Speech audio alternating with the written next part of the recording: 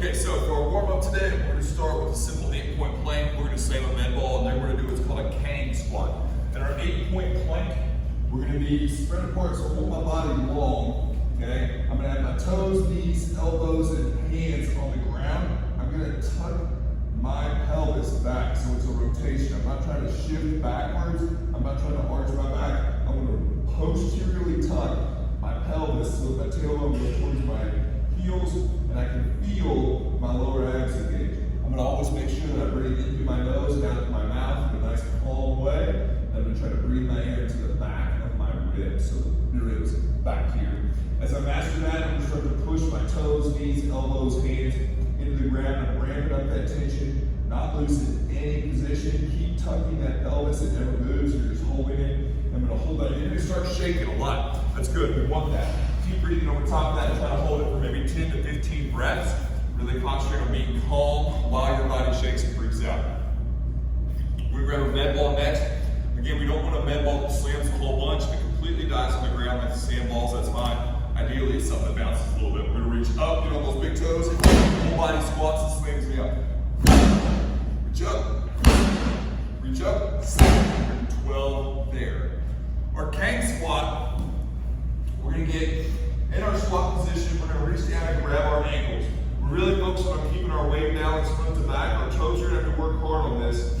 I'm going to start trying to be low, butt down, chest up, and then I'm going to lift my hips and try to switch my chest and my head position. So my head down, butt up, and I'm going to pull myself right back down, working into that low position. Now I'm not very outstanding at this, but we're trying to get our butt way up and our chest way down, our back extended.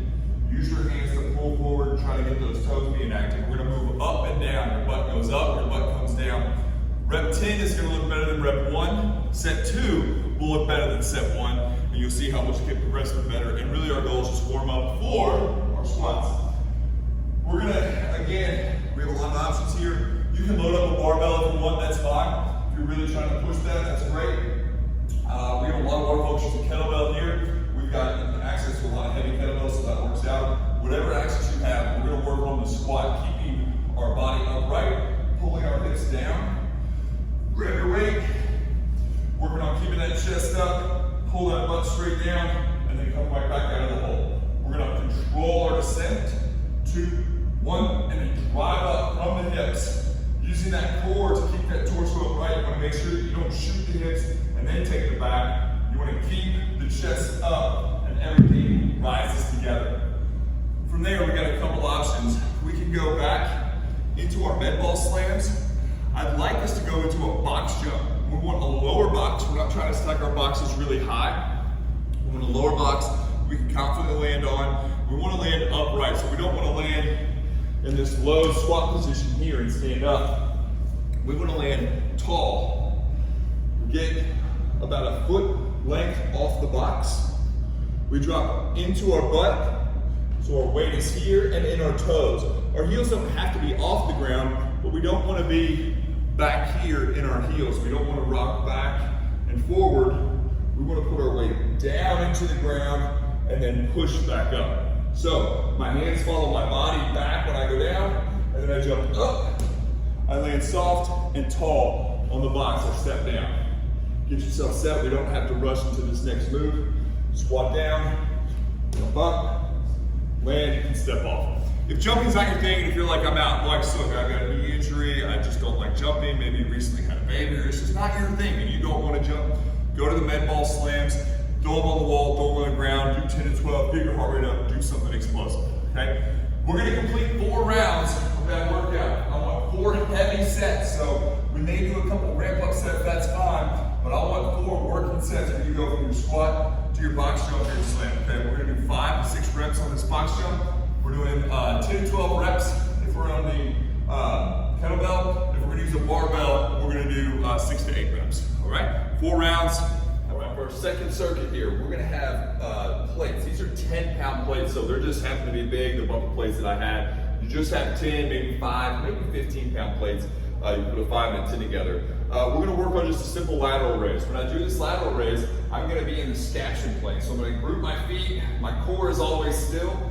And I'm gonna lift my arms both up and out and in front of my body a little bit. So I'm not cranking back here. I'm trying to reach out and up. The added size of the plate gives a little air resistance, which is fun.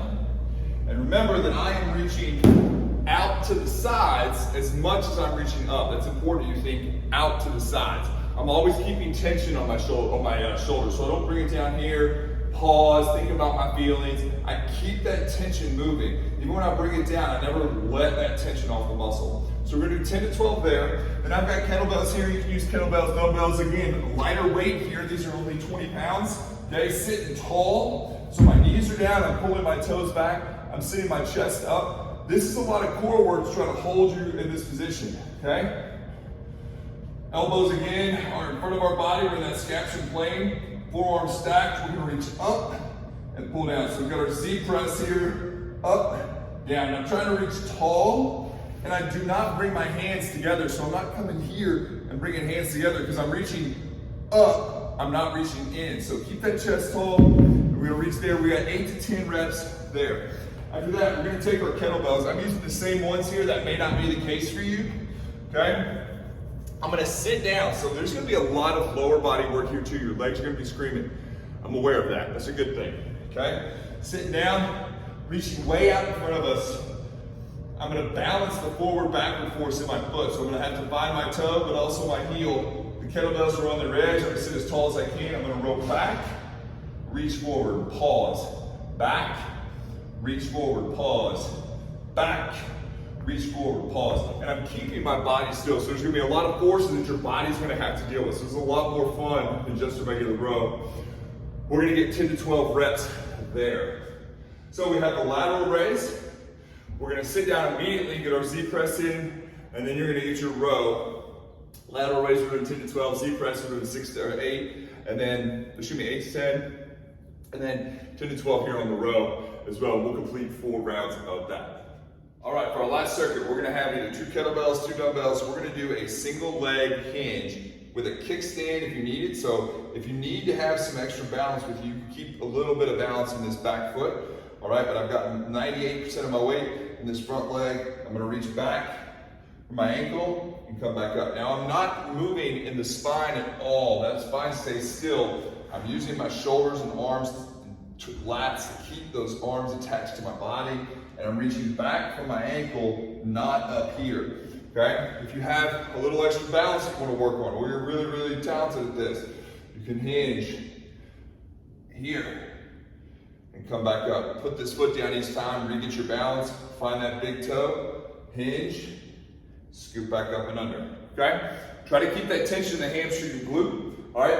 If you keep that foot down, it's gonna add some stability. You'll be able to do a little more weight, perform with a little bit better execution and focus. All right, but the balance work is also important too. So try to stick them both in. After that, we're either gonna do jump chins or regular chins. So a jump chin is fun. We're gonna use our momentum from a jump up into our chin. So it's a way to get some assistance for our chin up. It's a way to get some lower body working together, lower body and upper body working together. And it's also a way to jack our heart rate up right here at the end. Get this little fun finisher. We can also just do regular chin ups, or you can do the modified chin up on the barbell like we've done before. Okay, either way, it's fine. If jumping's not your thing, like from earlier, that's totally fine.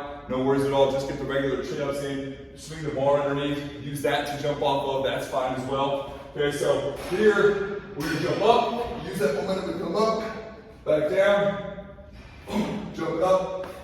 If I wanted to make it easier, you can just sweep the bar. There should be a bench underneath the bar. Come here, control, reset, control, okay? You do it anyway. If that's still a little advanced for you, just do the regular chin-ups, that's fine. Go to the barbell and have your feet underneath you, that's fine as well. To finish that circuit out, we have the full body, which we've done before. We're here, our low back is on the ground, our butt is on the ground. We're here, keeping our biceps next to our ears. My upper back is off. I'm taking my feet and squeezing them together. Pulling my toes back. Don't point your toes. Squeeze those toes together. Pull, breathe in through the nose. Now, if that's easy, you're gonna spice things up. We can work on a rocker. Again, things I'm not totally great at. Once your legs out straight, ideally you're grabbing up towards your ankles. I'm grabbing towards my knees because that's where I can grab. I'm gonna rock up and I'm trying to sit on my sit bones, keeping my legs straight. I cheated quite a bit there. Holding here. Ideally our legs are up here, holding on with a nice straight back. And you can rock up and hold this position. It's hard to catch without cheating. Rock back. See, I went too far there. Hold up. I went too far there. So it's a fun little game to get frustrated with yourself. Even when you don't get it, you're still getting a tremendous amount of core work, and it's training our core and our brain to work together. So it's not just strength to make the muscle strong, it's also that coordination. And the more coordination we get with our core, our whole life is gonna be better. So work on those as well. We're gonna run through 4 rounds. We'll try to get 5 to 6 of the chin jumps. We'll get 8 each side on the single leg hinge. Work this core for 30, 45 seconds. Try to work on those rock ups for a minute or so. We'll run through 4 rounds of that. If you have extra time and you want to get a good finisher in, we're doing a 4-minute carry. So we're going to take 50% of your body weight. We're going to do a farmer's carry. So we'll get a kettlebell in each hand, shoulders back, core tight. And we're just not going to walk fast. We want to keep our core tight. We want to keep our pelvis organized. We want to keep that rhythm still expanding, not tilting forward and back. And we want to work on walking forward and backward. We're going to set a timer for 4 minutes. You're obviously not going to be able to hold on to the weight for the full 4 minutes. That's fine. Just hold on to it as long as you can. Sit it down for 15, 20 seconds. Boom, get right back into it. All right, it's all quality. We're not trying to rush. We'll see how far you can get in 4 minutes. Measure that, and we'll be able to shoot it for it again next week. 4 rounds of that. No, I'm sorry. 4 rounds of the last circuit, and then we're doing just that 4-minute walk 1 time. So 1 4-minute walk to finish that out. All right, have fun. Questions, comments below. If you have any questions, hit us up at VFit Gyms. Love y'all. Appreciate you very much.